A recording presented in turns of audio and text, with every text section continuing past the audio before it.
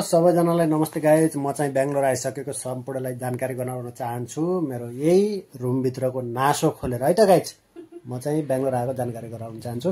घरदेखि ल्याएको के ल्यायो भनेर बुढीले चाहिँ हेर्दैछन्। मैले के ल्यायो भनेर भन्नु पर्दा पनि अब बुढीले पुरै ब्याग मुखमा फालिदिएको के ल्याएको छ तपाईलाई म देखाउन चाहन्छु। हेर्नुस् गाइज, के पठाइरहेछन् मेरो कोइली घरबाट। हेर्नुस्, यो चाहिँ प्योर गाईको लोकल गाईको घिउ हो। यो जर्सी गाईको पनि हैन गाइज, स्पेशल गाईको मेरा ससुराले बनाइसकेको हो। यो प्योर गाईको घिउ हो। यहाँ चाहिँ बहुत महँगो पर्छ। यो चाहिँ प्योर या नन्दनी घिउ भन्दा पनि राम्रो घिउ हो। यहाँ नन्दनी घिउ फेमस छ, तर त्यस्तो हैन, प्योर गाईको घिउ हो। यो चाहिँ मेरो जेठी सासूले कालीगढबाट प्योर मकैको आँट हो। मकैको हामी ढोटी खानको लागि हैन, यो यसको ढिँडो खानको लागि हामीले मगाएको। मैले यो ढिँडो खानको लागि। यो चाहिँ कैलालीमा बस्ने मेरो आन्टी होइसिन्छ गणेशपुर, उसले प्योर सिङ्की मुलाको पात र मुला कुहाएर बनाएको। यो साह्रै मिठो बास आउँछ। यो सुकिलो हुन्छ, बनाए बहुत टेस्टी हुन्छ। यो चाहिँ मेरो भाउजूले माइतबाट पठाएको चाउचाउ र यी डोरी माइतबाट आएको डोरी। अनि चाहिँ यसलाई लडी भन्छन् गाउँघरतिर, माला। यो यहाँ मिल्दैन, नेपाल मात्रै मिल्छ। यो चाहिँ मेरी भाउजूले पठाइस्या हो। यो चाहिँ हेर्नुस्, यो लसुन मेरी कैलाली जेठी सासूले पठाइस्या लसुन।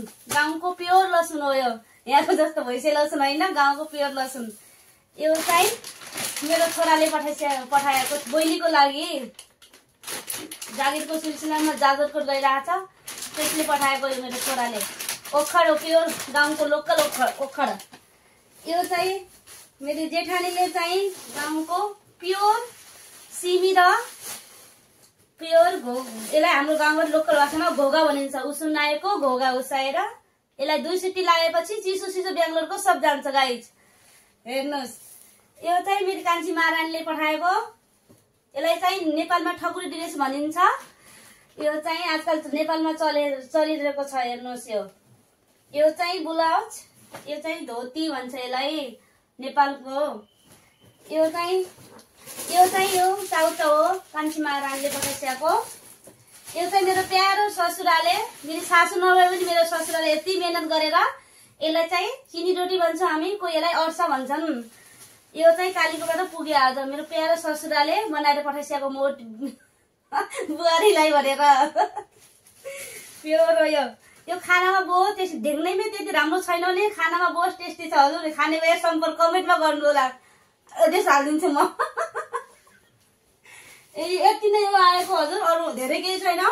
पिरियडमा आएको धेरै सामान पनि ल्याउन दिँदैन भनेर यति नै लेखिसकेको मेरो राजा साहबले। यो पनि मुस्किलसँग सम्पर्क गर्नु होला हजुरलाई। गाईको घिउ प्योर हात खुट्टामा घस्ने चाहिन्छ भने बेंगलोरको छिटो फाल्छ अहिले। 1 चमचको 500 हैन, कति रे? 500। मलाई इंग्लिश आउनु 500 हो हजुर, 500 1 चमचको। लास्ट टाइम महँगो भयो नि। हेर्नुस्, प्योर नेपालको सिमी पनि हजुरलाई म देखाउन गइरहेको छु। प्योर हो। धेरै चाहिँ ल्याउन सकिएन, गाडीमा भइ ल्याउन सकिन्थ्यो। यो गाउँको कालीकोटको प्योर, यसलाई कालो सिमी भन्छ। रातो सिमी चाहिँ आएन रहेछ। ल हस्त नमस्ते, बाई बाई।